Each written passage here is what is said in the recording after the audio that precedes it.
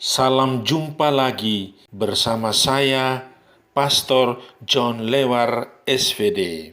Suara Pagi. Hari Selasa, 7 Juni 2022. Pekan Biasa ke-10. Bacaan-bacaan suci pada hari ini diambil dari kitab pertama Raja-Raja bab 17 ayat 7 sampai dengan 16. Mazmur bab 4 ayat 2 sampai dengan 5, 7 sampai dengan 8. Injil Matius bab 5 ayat 13 sampai dengan 16. Mari kita membaca sabda Tuhan, merenungkannya, masuk dalam keheningan dan doa. Dalam nama Bapa dan Putera dan Roh Kudus, amin. Tuhan bersamamu dan bersama rohmu. Inilah Injil Yesus Kristus menurut Matius. Dimuliakanlah Tuhan. Dalam khotbah di bukit, Yesus bersabda, "Kamu adalah garam dunia. Jika garam itu menjadi tawar, dengan apakah ia diasinkan? Tidak ada lagi gunanya selain dibuang dan diinjak orang. Kamu adalah terang dunia. Kota yang terletak di atas gunung tidak mungkin tersembunyi. Lagi pula, orang tidak menyalakan pelita lalu meletakkannya di bawah gantang, melainkan di atas kaki dian, sehingga menerangi semua orang di dalam rumah itu.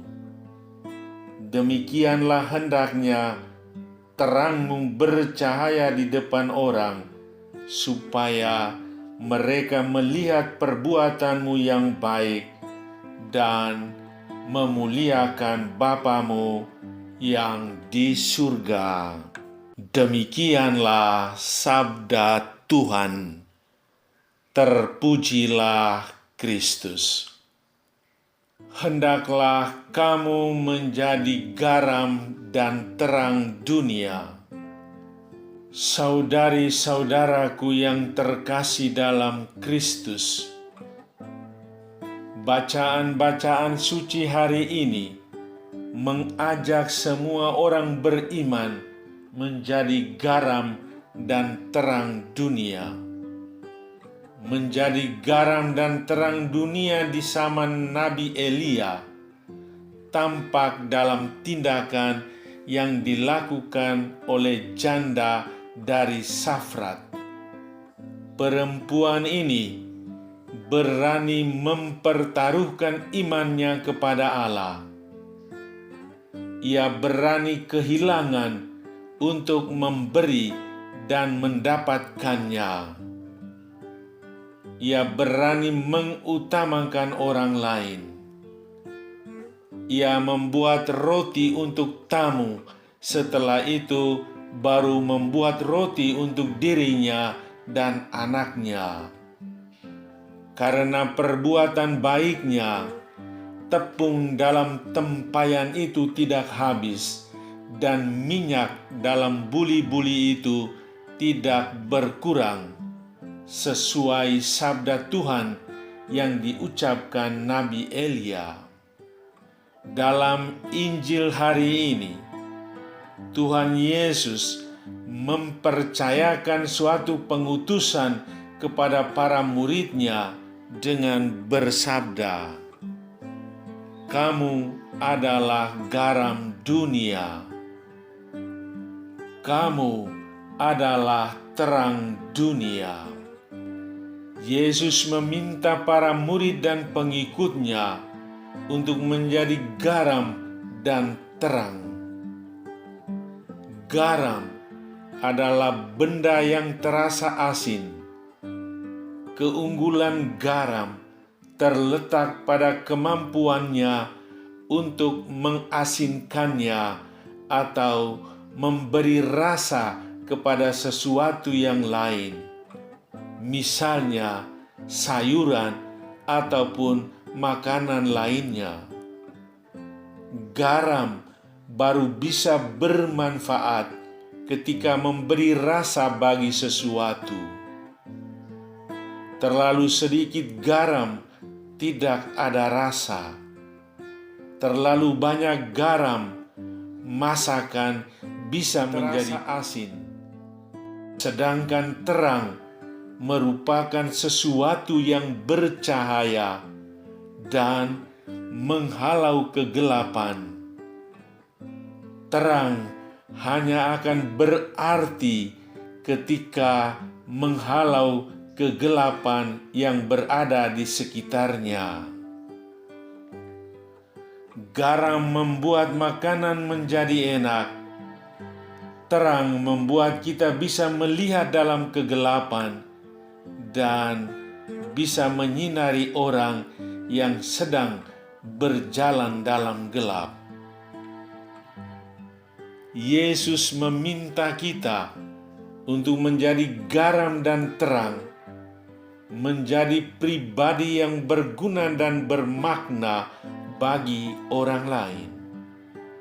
Artinya, kehadiran kita kapan dan di mana saja mesti membawa pengaruh positif. Kehadiran kita memberi dinamika, semangat, dan daya dorong bagi orang lain untuk bertumbuh dalam hidupnya.